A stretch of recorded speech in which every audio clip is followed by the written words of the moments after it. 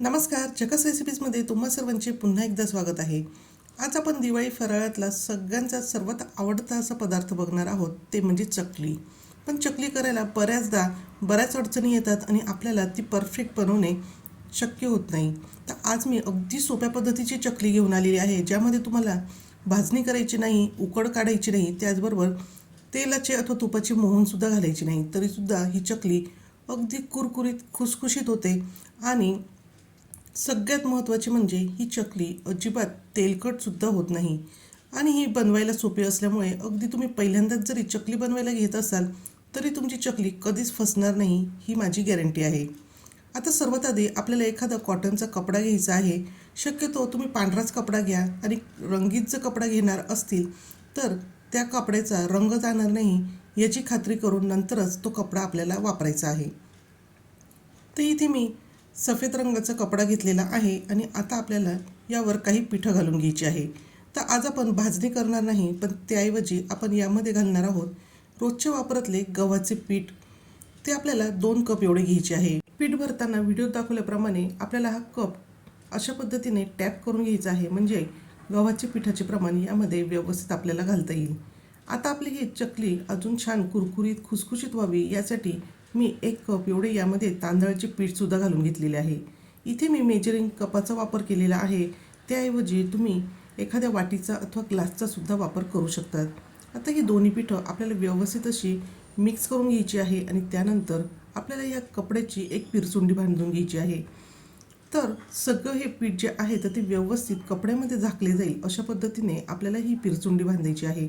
पण ही पिरचुंडी आपल्याला अगदी घट्टसर न बांधता तिला सैलसरच ठेवायची आहे. तर व्हिडिओत दाखवल्याप्रमाणे आपल्याला अशा पद्धतीने एक प्रकारची पोटली करून घ्यायची आहे. आता आपल्याला हे पीठ वाफवून घ्यायचे आहे. तर त्यासाठी मी इथे कुकर ठेवलेला आहे आणि त्यामध्ये ठेवलेले पाणीसुद्धा छान असे गरम झालेले आहे. त्याऐवजी तुम्ही स्टीमरचा वापर करू शकता अथवा कोणत्याही पातेल्यात कढईतसुद्धा हे पीठ वाफवून घेऊ शकता. पाण्यामध्ये मी स्टीलची रिंग घातलेली आहे. जर तशी नसेल तर तिथे तुम्ही एखादी डिश अथवा प्लेटसुद्धा ठेवू शकता. त्यावर आपल्याला कोणतेही भांडे ठेवायचे आहे. तर मी इथे कुकरचा डबा ठेवलेला आहे, त्यामध्येच पिठाची जी पिरचुंडी आहे तर ती आपल्याला ठेवायची आहे. तर इथे मी एक झाकण ठेवून हे पीठ वाफवून घेणार आहे. मीडियम फ्लेमवर आपल्याला 20 मिनिटे हे पीठ वाफवायचे आहे. जर तुम्ही कुकरचे झाकण याला लावणार असाल तर त्यावेळेस तुम्हाला कुकरची शिट्टी ही काढून घ्यायची आहे आणि 20 मिनिटे वाफ आपली काढून झाल्यानंतर आता आपल्याला गॅसची फ्लेम बंद करायची आहे आणि लगेचच आपल्याला याचे झाकण काढून घ्यायचे आहे. आणि यामध्ये जी पिठाची पिरचुंडी ठेवलेली होती तर तीसुद्धा आपण लगेच एका प्लेटमध्ये काढून घेणार आहोत, जेणेकरून या वाफेमुळे या पिठाला पाणी लागणार नाही. आता ही पीठ गरम असतानाच लगेचच आपण ही पिरचुंडी सोडून घ्यायची आहे आणि या ठिकाणी तुम्ही बघू शकतात की आपण जे पीठ यामध्ये घातलेले होते तर ते आता पहिल्यापेक्षा छान असे कडक झालेले आहे. पण आता हे पीठ थोडेसे गरम असतानाच आपल्याला हे पीठ असे चमच्याच्या साहाय्याने मोडून घ्यायचे आहे, म्हणजेच आपल्याला पुन्हा या पिठाची पावडर करून घ्यायची आहे. आता हे पीठ कमी प्रमाणात आहे म्हणून मी अशा पद्धतीने चमच्याने मोडून घेत आहे. पण त्याऐवजी तुम्ही इथे मिक्सरचा वापर करूनसुद्धा हे पीठ व्यवस्थित अगदी काही सेकंदासाठी मिक्सरमधून फिरवून बारीक असे करून घेऊ शकतात. चमच्याऐवजी तुम्ही इथे स्मॅशरचा सुद्धा वापर करू शकतात. तर व्हिडिओ दाखवल्याप्रमाणे तुम्ही स्मॅशरच्या साहाय्याने सुद्धा हे पिठाचे जे गाठी आहेत तर त्या मोडून घेऊ शकता. पण लक्षात ठेवा, आपल्याला हे पीठ पूर्ण थंड होऊ द्यायचे नाही, नाही तर मग हे गाठी मोडणे आपल्याला थोडेसे कठीण जाईल. पीठ हे कमी प्रमाणात असल्यामुळेच मी स्मॅशरनेच हे पीठ असे अलगद हाताने स्मॅश करून घेते आहे आणि तुम्ही बघू शकतात की लगेचच त्याची पावडर हे तयार होत आहे. तर आता आपल्याला हे जे तयार करून घेतलेले पीठ आहे तर एका चाळणीच्या साहाय्याने चाळून घ्यायचे आहे.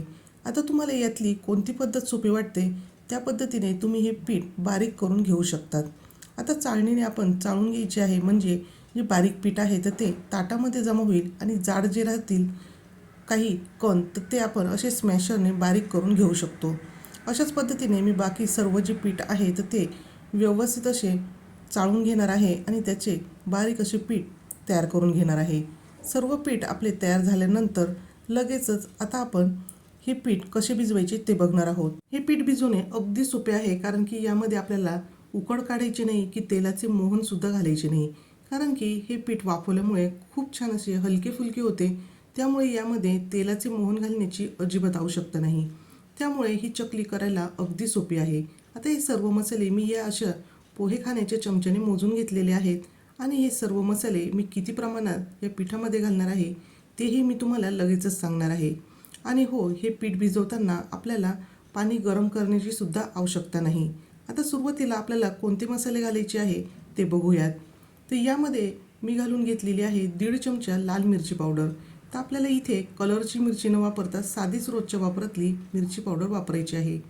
हळद आपल्याला पाव चमचाच घालायची आहे. त्याचबरोबर पाव चमचा यामध्ये आपण हिंग घालून घेणार आहोत. 1 चमचा यामध्ये आपल्याला धने जिरे पावडर घालायची आहे. त्यानंतर यामध्ये आपण 1 चमचा ओवासुद्धा घालून घेणार आहोत. त्यातच आता आपल्याला 2 चमचे एवढी सफेद तीळ घालायची आहे, ज्यामुळे चकली ही अजूनच जास्त चविष्ट होते. सर्वात शेवटी यामध्ये आता आपण चवीनुसार मीठ घालून घेणार आहोत. आणि सुरुवातीला हे जे कोरडे मिश्रण आहे तर ते आपल्याला चमच्याच्या साहाय्याने किंवा हाताने व्यवस्थित असे मिक्स करून घ्यायचे आहे. आणि त्यानंतर आता आपण हे पीठ भिजवून घेणार आहोत. त्यासाठी आपल्याला रूम टेम्परेचरवरचे जे पाणी आहे तर त्याचाच वापर करायचा आहे. आणि थोडे थोडे पाणी यामध्ये आपल्याला घालून या पिठाचा घट्टसर असा गोळा तयार करायचा आहे. पण घट्टसर जर म्हटले तर खूपही जास्त आपल्याला हे पीठ घट्ट भिजवायचे नाही, अथवा हे पीठ खूप जास्त असे नरमसुद्धा आपल्याला भिजवायचे नाही. तर मीडियम कन्सिस्टन्सीचे असे हे पीठ आपल्याला इथे भिजवून घ्यायचे आहे. त्यासाठी आपण थोडे थोडे करूनच यामध्ये पाणी घालणार आहोत आणि त्यानंतर याचा छान असा गोळा हा तयार करून घेणार आहोत. आपल्याला असा गोळा तयार करायचा आहे जेणेकरून आपण ज्यावेळेस चकलीचं साच्यामध्ये हे पीठ घालू तर ते आपल्याला पटकन दाबून याची चकली करता आली पाहिजे. आणि इथे तुम्ही बघू शकतात आपला हा चकलीचा पिठाचा गोळा हा मळून तयार झालेला आहे. इथे मी कुठेच तेलाचा वापर अजिबात केलेला नाही, तरीसुद्धा तुम्ही बघू शकतात की ताटाला अजिबात कुठेही पीठ हे जास्त प्रमाणात चिकटलेले नाही. अगदी स्वच्छ असे हे ताट या ठिकाणी दिसत आहे. आणि थोडा थोडा पाण्याचा वापर करून मी हे पीठ छान असे मऊसरसुद्धा करून घेणार आहे. तर या ठिकाणी तुम्ही बघू शकतात अशा पद्धतीचे पीठ आपल्याला चकलीसाठी आवश्यक आहे. आता मी ह्या पिठाच्या लगेचच चकल्या तयार करायला घेणार आहे. पण आता हे पीठ असे जर उघडे ठेवले तर ते कोरडे पडू शकते. यासाठी जेवढी आवश्यकता आहे तेवढे पीठ मी बाजूला काढलेले आहे आणि उरलेले जे पीठ आहे तर ते मी झाकून ठेवणार आहे, म्हणजे ते कोरडे होणार नाही. आता आपल्याला चकली करायची आहे. त्यासाठी अशा पद्धतीची चकलीची जी प्लेट आहे तर ती लावून घ्यायची आहे. जी खरबुडी बाजू आहे तर ती आपल्याला आतल्या बाजूने ठेवायची आहे आणि जी अगदी प्लेन बाजू आहे तर ती खालच्या बाजूने येईल असे आपल्याला ही चकलीची प्लेट लावून घ्यायची आहे. त्यानंतर आपल्याला हा जो चकलीचा सोऱ्या आहे तर तो लावून घ्यायचा आहे आणि त्याला आतल्या बाजूने व्यवस्थित आपल्याला तेलसुद्धा लावून घ्यायचे आहे, म्हणजे पीठ हे आतल्या बाजूने चिकटणार नाही. आता आपल्याला प्रत्येक वेळेस चकलीचे पीठ सोऱ्यामध्ये घालण्याच्या आधी अशा पद्धतीने एखादा मिनिटभर व्यवस्थित असे मळून मऊ करून घ्यायचे आहे आणि याचा लांबट असा आपल्याला गोळा करायचा आहे, म्हणजे चकलीच्या या सोऱ्यामध्ये घालताना आपल्याला अगदी तो पटकन घालता येईल. आता इथे पीठ हे थोडे कमी पडत होते म्हणून मी अजून थोडा पिठाचा गोळा मऊसर करून घेतलेला आहे आणि तो सुद्धा या सोऱ्यामध्ये घातलेला आहे. पीठ भरताना थोडेसे दाबून भरायचे आहे, म्हणजे त्यामध्ये कुठेही हवा शिल्लक राहणार नाही आणि त्यामुळे आपली चकली ही तुटणार नाही.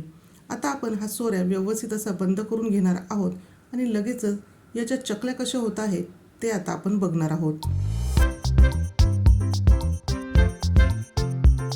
चकल्या बनवण्यासाठी इथे मी एक प्लेट घेतलेली आहे, पण त्याऐवजी जर तुम्हाला अगदी एकसारख्या चकल्या हव्या असतील तर तुम्ही छोटेसे जे बटर पेपर किंवा प्लॅस्टिक पेपर असतील तर ते एकसारख्या आकारात कट करून त्यावर एकसारख्या आकाराच्या चकल्या तयार करून घेऊ शकतात.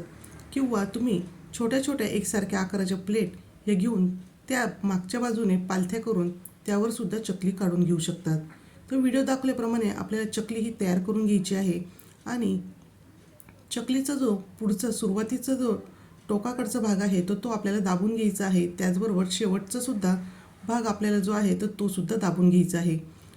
तुम्ही बघू शकतात अशा पद्धतीने आपण ही चकली तयार केली तर ती तेलात ज्यावेळेस आपण सोडू तर ती अजिबात तुटणार नाही किंवा ती सुटणारसुद्धा नाही.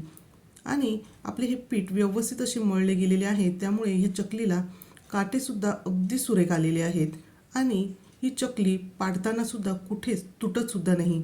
एका वेळेस आपल्याला खूप जास्त प्रमाणात चकल्या करायच्या नाही, तर 5 ते 6 चकल्या झाल्यानंतर लगेचच त्या तळायला घ्यायच्या आहे. दुसऱ्या बाजूला मी तेल गरम करण्यासाठी ठेवलेले होते आणि पिठाचा गोळा टाकल्यावर लगेचच वरती आला, म्हणजेच आपले हे तेल व्यवस्थित गरम झाले असे समजायचे. त्यानंतर गॅसची फ्लेम आपल्याला मीडियम करायची आहे आणि चकल्या ह्या तेलात सोडायच्या आहे. पण अशा या हाताने सोडताना जर तुम्हाला भीती वाटत असेल तर तुम्ही झाऱ्यावर ह्या चकल्या घेऊन तेलामध्ये अलगद अशा सोडून घेऊ शकता. ही सुद्धा पद्धत अगदी सोपी आहे. त्याचबरोबर एक महत्त्वाची टीप अशी की तेलामध्ये जेवढ्या मावतील तेवढ्याच चकल्या आपल्याला सोडायच्या आहे. खूप जास्त प्रमाणात आपल्याला ह्या चकल्या तेलात सोडायच्या नाही, नाहीतर तेलाचे टेम्परेचर खूप कमी होऊन चकल्या ह्या तेलामध्ये विरघळू शकता अथवा त्या तळल्यावर नरम राहू शकतात. आता आपण हलकंसं एखादा मिनिटभर या चकल्या अजिबात हात न लावता तळून घ्यायच्या आहे आणि वरची बाजू थोडीशी कडक झाल्यानंतर त्या पलटवून घ्यायच्या आहे. आणि अशा पद्धतीने दोन्ही बाजूने आपण छान अशा सोनेरी रंग येईपर्यंत ह्या चकल्या तळून घ्यायच्या आहे. आणि तुम्ही बघू शकता तळल्यानंतर ह्या चकल्यांना खूप छान असा रंग आलेला आहे आणि काटेसुद्धा आलेले आहेत. ज्यावेळेस चकली ही पूर्णपणे तळली जाते तर त्यावेळेस त्यावरचे जे बुडबुडे आहेत तर ते अशा पद्धतीने सुरुवातीला जास्त प्रमाणात दिसतात, तर तळल्यानंतर ते अगदी कमी प्रमाणात दिसतात. तेव्हा समजावे की आपली ही चकली पूर्णपणे व्यवस्थित अशी तळली गेलेली आहे. आणि दोन्ही बाजूने अशाच पद्धतीने पलटवून गॅसची फ्लेम मीडियम टू लो ठेवून आपल्याला या चकल्या छान खमंग आणि कुरकुरीत होईपर्यंत तळायच्या आहे. पण या चकल्या तळताना खूप जास्त डार्क रंगावर तळायच्या नाही, कारण की तेलातनं काढल्यानंतर सुद्धा तळण्याची प्रोसेस ही चालू असते. त्यामुळे चकलीचा रंग पहिल्यापेक्षा अजून थोडासा गडद हा होऊ शकतो. आता चकल्या ह्या पूर्णपणे थंड झाल्यानंतरच हवाबंद डब्यामध्ये आपल्याला भरून ठेवायची आहे. एक चकली आपण मोडून पाहिली असं तुम्ही बघू शकतात. अगदी कुरकुरीत आणि खुसखुशीत ही चकली या ठिकाणी तयार झालेली आहे. आणि त्याचबरोबर ही चकली अजिबात तेलकटसुद्धा झालेली नाही. तर तुम्ही पाहिलेच असेल की ही चकली बनवायला किती सोपी आहे. ना आपल्याला भाजणी करायची आहे, ना उकड काढायची आहे आणि तेलाचे मोहन टाकण्याचे यामध्ये अजिबात टेन्शनसुद्धा नाही. तर अशी ही साध्या सोप्या पद्धतीची चविष्ट, कुरकुरीत, खुसखुशीत गव्हाच्या पिठाची चकली तुम्ही या दिवाळीला नक्कीच तयार करून बघा आणि ती तुम्हाला कशी वाटली हे कमेंट करून सांगायला विसरू नका. व्हिडिओ जर आवडला असेल तर व्हिडिओला लाईक करा, शेअर करा आणि झकास रेसिपी चॅनलवर जर तुम्ही नवीन असाल तर झकास रेसिपी चॅनलला सबस्क्राईब करायला विसरू नका. त्याचबरोबर शेजारील बेल आयकॉनही क्लिक करा, म्हणजे तुम्हाला माझ्या नवनवीन व्हिडिओचे नोटिफिकेशन हे मिळत जाईल. पुन्हा भेटूया असंच एका झकास रेसिपीसोबत आणि दिवाळी फराळच्या रेसिपीसोबत.